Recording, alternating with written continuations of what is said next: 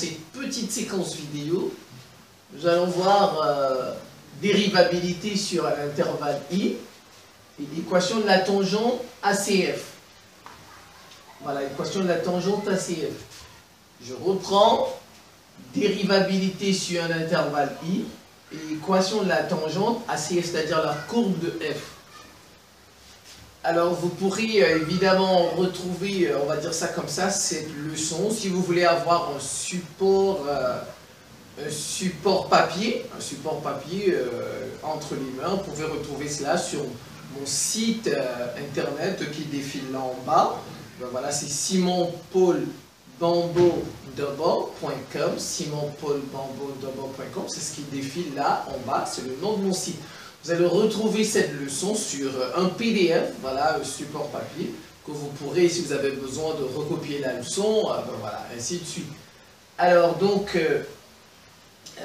qu'est-ce que je veux dire? On a juste 3 petits points, dérivabilité sur I, 2 équations de la tangente, et 3 tangente horizontale. C'est parti. Alors, pour bien comprendre, on va dire ça comme ça, cette leçon, il faut avoir vu la vidéo sur le nombre dérivé, sur la dérivabilité en un point. Ça, c'est la dérivabilité sur un intervalle I. On a fait avant, on va dire ça comme ça, la dérivabilité en A, c'est-à-dire en un point. Ben voilà, parce que c'est lié. C'est lié. Ça va très bien. Alors, dérivabilité sur I. Une fonction f est dérivable sur I. Très bien. Donc, une fonction f est dérivable sur un intervalle I lorsqu'il est dérivable en tout point de I. Vous savez, I c'est un intervalle, à l'intérieur il y a des points. Ah bon, voilà. Alors, lorsque cette fonction elle est dérivable en chaque point, en tout point de cet intervalle I, ah ben alors on dit que cette fonction est dérivable sur l'intervalle I. Ça veut dire quoi concrètement? Ah ben voilà, c'est ce que j'ai mis ici, explication. Si pour tout réel A de I, vous avez un point A de I, voilà, le nombre dérivé f' de A existe. Très bien, vous voyez ici ça, c'est la nombre dérivé, en fait, c'est la dérivabilité en un point, ce qu'on a vu avant. Si vous trouvez que cette fonction est dérivable en un point A, alors elle est dérivable sur l'intervalle I. C'est l'explication de ça. Ce sont les explications ici. Je reprends. Si tout réel A de I, donc si vous prenez un point quelconque de I, vous montrez que cette fonction est dérivable en A, ça voudrait dire quoi? Qu'on peut trouver le nombre dérivé, f' de A, alors ça voudrait dire que cette fonction est dérivable sur l'intervalle I. C'est ça le sens de ça ici. Donc une fonction f est dérivable sur I lorsqu'elle est dérivable en tout point. Vous voyez par exemple A de I. Donc si on peut trouver ça, f' de A, c'est-à-dire le nombre dérivé, alors f est dérivable sur I. Ah ben c'est tout. Donc vous revoyez comment on a fait le nombre dérivé dans la vidéo passée. Dérivabilité en un point A, et ben voilà. Vous revoyez cette vidéo tranquillement. Et puis, je pense que ça ira. Alors, la fonction dérivée de f se note f'. On lit f'. La dérivée de f, c'est f'. La dérivée, c'est un peu comme on va dire l'enfant d'une maman, ou bien, ben voilà.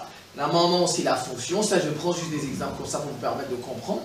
La dérivée, c'est l'enfant. Et la fonction, c'est la maman. La maman, elle a donné un enfant. Elle a mis un enfant au monde. Donc, la fonction, c'est f. Et son enfant, c'est f'. C'est la dérivée, f'. C'est juste des exemples.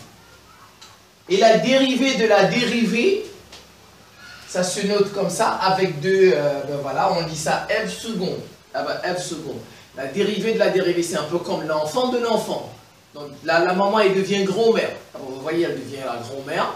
Elle a un enfant et son enfant donne un autre enfant. Donc c'est ce qu'on appelle un peu la dérivée de la dérivée. Donc c'est juste pour vous permettre de comprendre. Parce que les enfants, quand la première fois qu'ils voient ce genre de leçon, ils disent la dérivée c'est quoi? C'est quoi la dérivée? C'est quoi? Donc on est obligé de prendre des petits exemples comme ça pour aider à visualiser, voilà, pour aider à comprendre. Donc je reprends. Vous avez une fonction f. Quand on la dérive, sa dérivée s'écrit comme ça, f'. Et si on dérive encore la dérivée, on obtient la dérivée seconde. On appelle ça f seconde. On la dérive, ça c'est la dérivée seconde. Très bien. Ah ben un exemple. f de x est égal à x cube plus 5 racines de x. Et ben voilà ce qu'on nous a donné. F de x égale à x cube plus 5 racines de x. On me demande de dériver. Ah ben, chercher la dérivée seconde. Ben, je ne vais pas faire la dérivée seconde, je vais vous laisser faire ça. C'est ce que j'ai mis ici. Un point d'interrogation, vous allez chercher ça, vous en êtes capable. La dérivée seconde, j'ai mis point d'interrogation, je vais juste faire la dérivée. Donc f est une somme de fonctions dérivables sur 0 à plus l'infini. Vous voyez, c'est une somme de fonctions.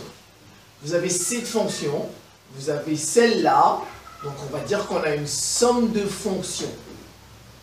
Donc f est une somme de fonctions dérivables sur 0 à plus l'infini. Pourquoi de 0 à plus l'infini? Je m'explique. On va d'abord prendre ça. X cube, vous voyez j'ai mis k, x cube est dérivable sur r. X cube, on va dire, c'est une fonction, c'est la fonction cube, c'est une fonction polynôme. Et toutes les fonctions, une fonction cube est dérivable sur r. Sur r. Et racine de x, vous savez, ce qui est dans la racine doit toujours être supérieur ou égal à 0. Ah ben voilà, supérieur ou égal à 0. Donc cette fonction est dérivable sur 0 à plus l'infini. Mais elle l'emporte. Vous voyez, parce que ça c'est R. Ça c'est R. Et ça c'est une partie de R. Vous voyez, c'est une partie de R de 0 à plus l'infini. R c'est de moins l'infini à plus l'infini. Mais ça, on va dire c'est R étoile plus. Voilà, c'est la partie positive. Ça, il n'y a pas de partie négative pour racine. Vous savez, racine de nombre négatif, ça n'existe pas. Donc, c'est ça, c'est son domaine qui va l'emporter. C'est son domaine qui l'emporte sur le domaine de celui-là. Parce que si vous faites les parties négatives, par exemple, si vous faites moins 2, f de moins 2, bien sûr, f de moins 2, vous allez trouver ça, ça va exister. Mais f de moins 2 de ça, ici, ça n'existe pas. Donc, la fonction ne va pas exister. Donc, cette fonction existe si et seulement si c'est ça son domaine de définition. Voilà, c'est ce domaine de celui-ci qui l'a emporté sur le domaine de celui-là qui est R. Donc c'est pourquoi j'ai dit f est une somme de fonctions dérivables sur 0 à plus l'infini. C'est celui-ci, on va dire avec deux mots simples, qui a gagné sur le domaine de celui-là. Alors je vais faire la dérivée. Vous avez x cube. On a appris, on a déjà fait une vidéo sur les dérivés, comment on dérive. Le 3, il vient devant. Voilà, ça fait 3x. Après, on fait 3 moins 1. 3 moins 1, on trouve le carré. Donc 3x carré, plus la dérivée de racine de x. La dérivée de racine de x, c'est 1 sur 2 racine de x, comme ça. 1 sur 2 racine de x. Avec le simple, vous voyez, ça fait 5 fois 1 sur 2 racines de x. Donc la dérivée de ça, c'est ça.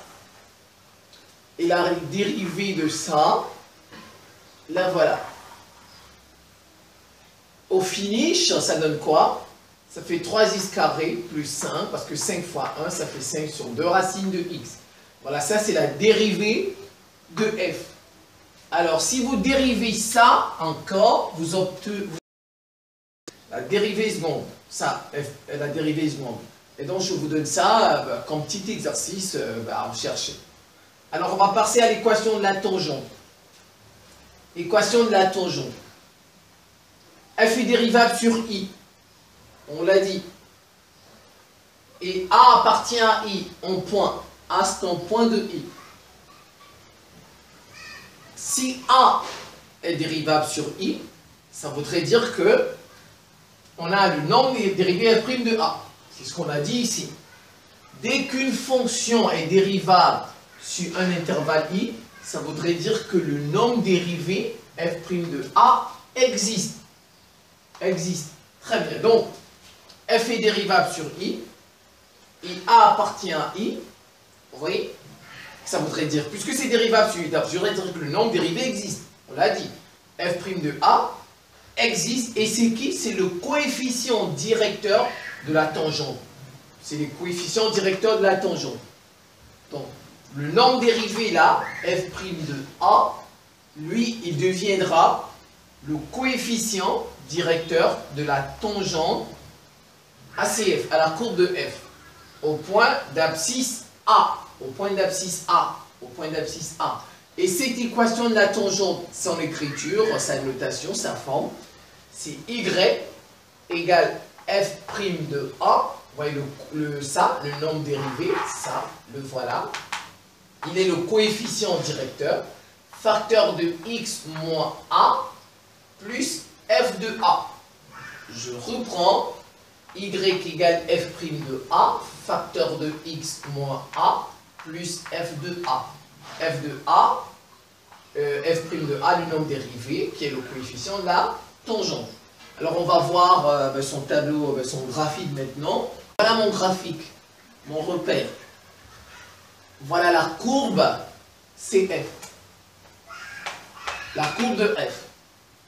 Voilà la tangente à la courbe de F ici. Ça se touche ici. C'est ce qu'on dit la tangente en A. Vous voyez, on dit ACF au point d'abscisse A. A, c'est ici. A vaut 1. Donc, cette tangente à la courbe de F au point d'abscisse. Ça se touche où? Ici. En A. A, c'est 1. L'abscisse A qui est 1. Alors, il peut arriver qu'on ne vous demande pas de passer, on vous donne un graphique, voilà ce que je veux dire, et on vous demande de trouver l'équation de la tangente. L'équation de la tangente, alors vous voyez que on ne va pas vous donner une fonction comme ça, à dériver, et on vous demande de chercher son équation de la tangente. Alors si on vous donne juste un graphique, alors qu'est-ce que vous faites? Vous avez le point A ici. Vous avancez d'un rang. Vous voyez, en fait, l'équation de la tangente, c'est une fonction affine. C'est une fonction affine, ou ça peut être aussi une fonction linéaire parfois. Voilà, c'est une fonction affine. Et vous voyez comment on détermine graphiquement, on a fait une vidéo sur ça dans la classe, on va dire comme ça, de 3e, les fonctions affines. Comment on détermine le coefficient directeur d'une fonction affine graphiquement. Graphiquement, voilà, c'est ça. Donc, vous êtes ici au point d'abscisse A, où ça se touche. Vous avancez d'un rang, vous décalez d'un rang, et vous montez, où ça se touche, la tangente. Vous voyez, ça c'est une droite. Vous êtes d'accord? Ça c'est une droite. On peut dire que c'est une fonction, c'est la représentation d'une fonction, en fait, puisque l'équation de la tangente, quand vous allez faire tout ça, vous aurez une équation du type fonction affine. Voilà, donc vous avancez d'un rang, je vais mettre une flèche, de là jusqu'ici on avance d'un rang, et on monte, et c'est ça F' de A, son coefficient directeur. Et c'est ça, cette valeur-là. Cette distance-là, vous voyez, c'est ça, jusqu'à 3. Donc de 1 jusqu'à 3, donc en fait ça vaut 2, 1, 2. Vous avez trouvé graphiquement. F' de A dans ce graphique, ça vaut 2. F' de A, A c'est 1, donc F' de 1 égale 2. Vous voyez ça? Là, c'est ça. Regardez, d'ici, c'est 1. Là, c'est ici. Donc si ça vous comptez 1, 2, F' de 1, c'est 2. Vous avez déjà trouvé ça. Vous voyez? Vous avez déjà trouvé F' de A. Et maintenant, vous faites X moins A. X moins A. Alors, je vais le faire ici. Y, j'ai trouvé, ça fait 2. Facteur de X moins A, c'est 1. Plus F de A. F de 1. Voilà. F de 1. Regardez, F de 1. Avec la courbe cette fois-ci. Avec la courbe. F de 1, je monte. Ça touche ici. Y, ça donne 1. Vous voyez? F de A.